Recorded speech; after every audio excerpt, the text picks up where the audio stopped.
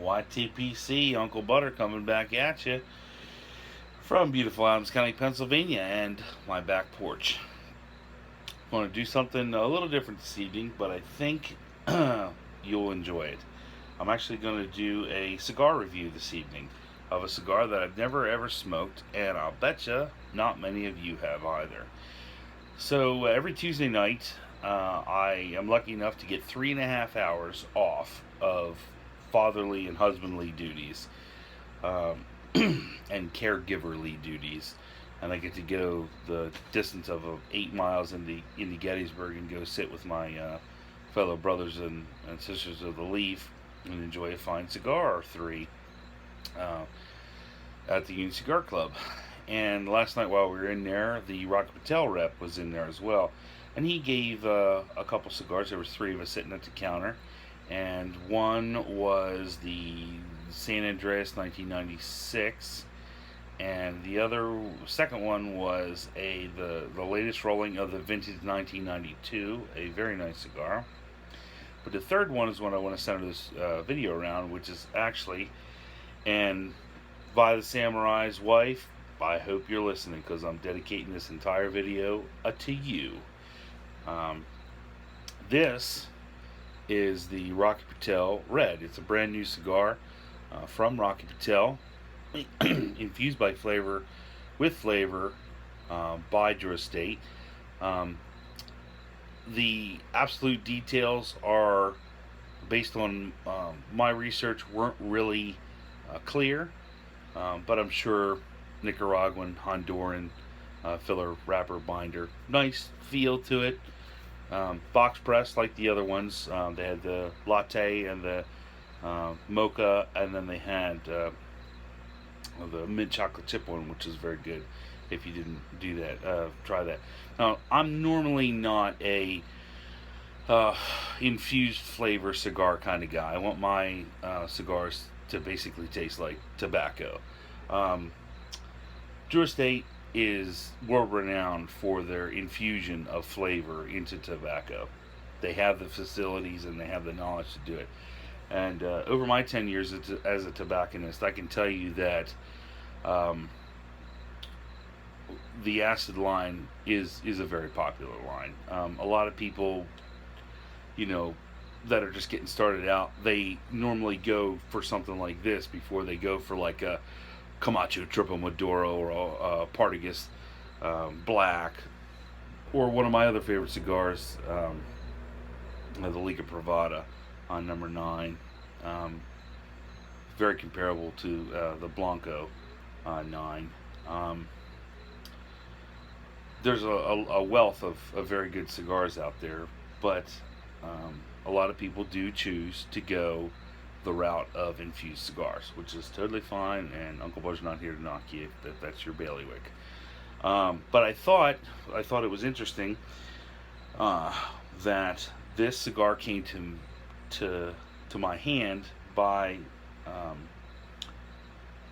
way of a rep, because the very first night I worked at the cigar club in Gettysburg, I smoked a Java Latte. That was the first cigar I smoked on my very first shift. So there's kind of something that I have in my heart for Java cigars and Rocky Patel and Drew Estate for certain.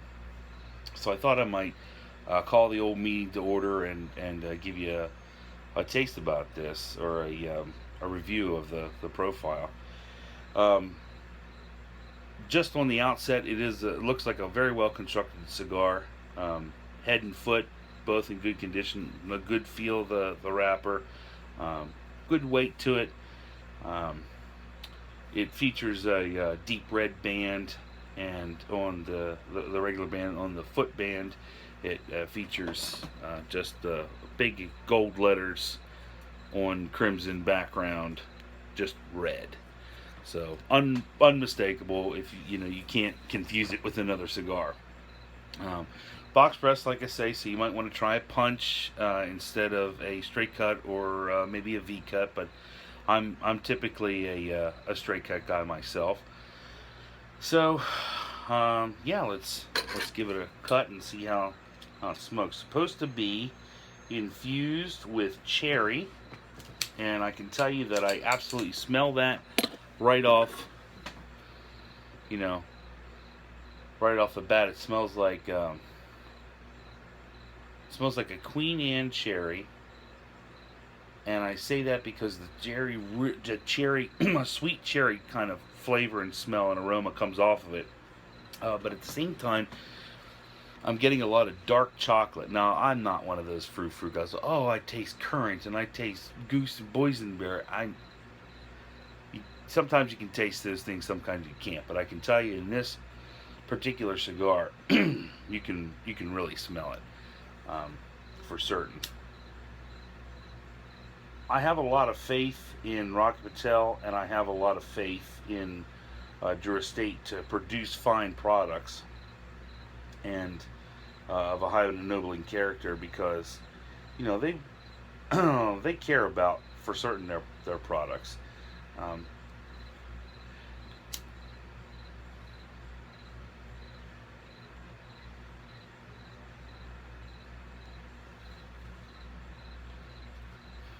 and cherry and sweet cherry right off the back. Almost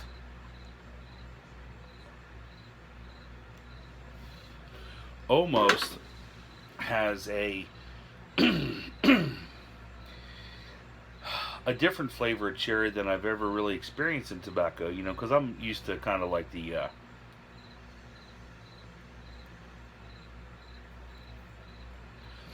Middleton's cherry, or the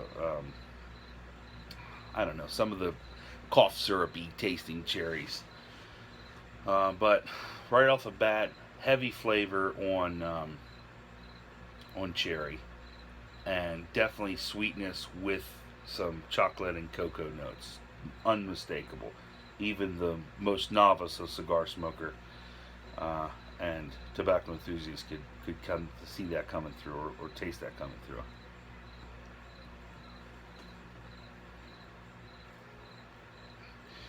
I'll give a couple shout outs tonight. First of all, I want to shout out old Crosby's Corner. Heck of a nice guy, makes very good videos. You bust me up, man. You make me laugh. I appreciate that. I want to shout out to Brother Haynes in SoCal. Always love seeing what's going on there next to the pool, and and listen for the craziness of children in the background. That's always fun. Like the thoughtfulness and the compassion of Anika Piper. I want to give him a shout out. And old Scotty P up there, running around like a chicken with his head cut off, working a lot of hours and getting it done, but still finding time to get on the golf course. Bless you, sir, for helping us all live vicariously through you.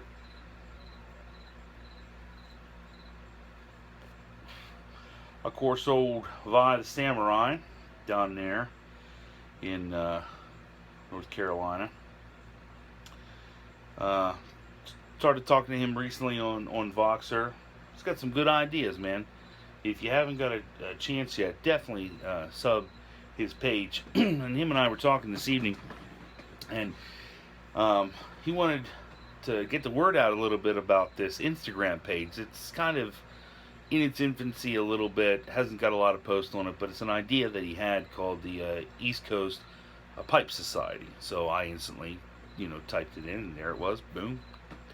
I see that several of you that I do know are following that page, and I think that could be a good forum. It could be a fun maybe idea down the road for us to explore, as this particular cell of the YTPC. And that was interesting. Speaking of cells, talking to old Nika Piper a little earlier, and we were talking about how there was this video, and I cannot remember for the life of me who posted it. You see how prepared I am for these videos. About the heavy hitters, quote unquote, of the YTPC, the big fish, I think it was called. These are a list of presenters or members, however you want to put that have 1,000 or more subscribers. And I looked down through that list, and I didn't recognize more than about 4 or 5 of them. And I've only been doing this for a couple months, and I've watched a ton of a lot of videos. And Billy Goat and I talk about a lot of the YTP's uh, membership and comings and goings and people that we should watch, or their content, or whatever. And I tell you what, there is definitely probably on the East Coast alone in our cell, there's probably only maybe 25 or 30 real regular posters. But of course, you got people like Andy in South Dakota, Nom the Tube, and you got Lonnie Haynes, LL Haynes in SoCal. You got people all over Missouri, Tennessee, Kentucky, Berg and Bull and all them. We're all kind of spread out, but it seems to me that our particular cell, weirdly and oddly enough, is really only about 50 or 60 people total. And I think that's kind of interesting because there's got to be a heck of a lot more people out there doing this.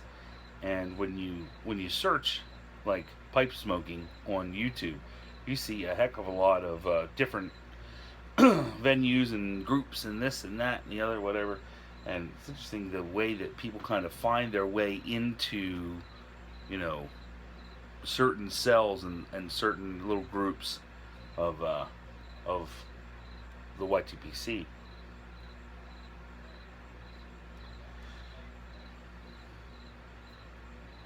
It's pretty good, I gotta tell you.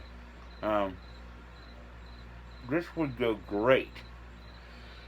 Again, I'm not trying to get all fancy dancing when you say what it should pair with, but I think this would really go well with a glass of port wine, or any red, sweeter, less dry red wine. I think the flavor of the cherry and the flavor of the cocoa would complement it. I heard also some people have been starting and doing more reviews and seeing things not just with liquid pairings, but with actual food pairings with cigars. And if I was to definitely do that, I mean, I would have a cordial cherry, or I would have a couple pieces of nice dark chocolate with this. It would really jump the flavors. I mean, boom, right out of the tobacco it would come for certain.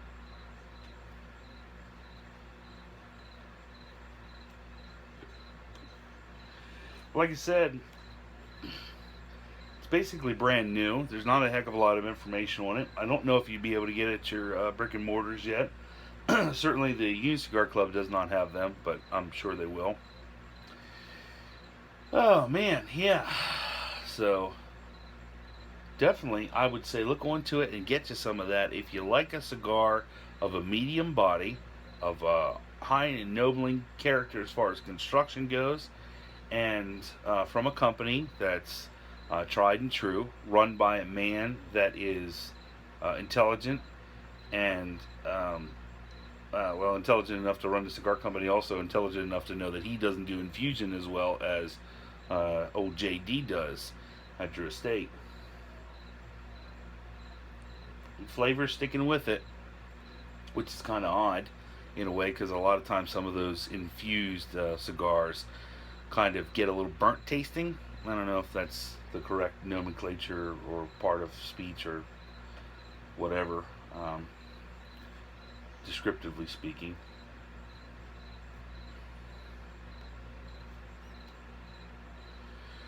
Smoke's not terribly chewy, if you know what I mean. It's kind of medium body to light, and it doesn't have a lot of flavor complexity, as it were, from a regular Nicaraguan or Honduran tobacco, that you can really get some earth or leather or sometimes citrus notes out of it. It definitely has flat complexity, but the flavors and the quality of the tobacco that is in there do lend themselves very nicely to the infusion that is present here. So it is, it's a nice size. I think as I was reading some, trying to see the availability, I think I saw that they were going to be available in 4 sizes: Toro, Robusto, Toro, and Churchill, and maybe Corona. I don't know, something. Can't remember. There was only a couple available. It wasn't like the Ashton White series, which comes in almost every single size, or the the um, Arturo Fuentes come in almost every single size under the sun. And I don't know why I'm going to tell you this right now, but as far as cigar goes, if you want to smoke a nice Claro, if you want to smoke a nice, the ones that have the green wrapper, I would definitely, I've always been a big fan of the tried and true brands like a Fuente or a, you know, a Padron, Romeo y Julieta. Um, Not real huge on Monte Cristo, except for the Cuban ones. They seem to be they are very good. Um, a lot of that stuff just starts tasting at some point to me, and I've literally smoked thousands of cigars. Well, you can just imagine 2 cigars a day for 10 years. So that was just on shift at work, not even at the house here. So um, it takes time, obviously, to develop your palate and whatnot, but I would say um, for certain, if you have somebody that you know that isn't going to be a serious cigar smoker but wants to have a nice medium uh, bodied cigar with some flavor, this would be a good place to put them. This line in general, the Java line, I think are excellent cigars as far as for what they are. I mean, uh,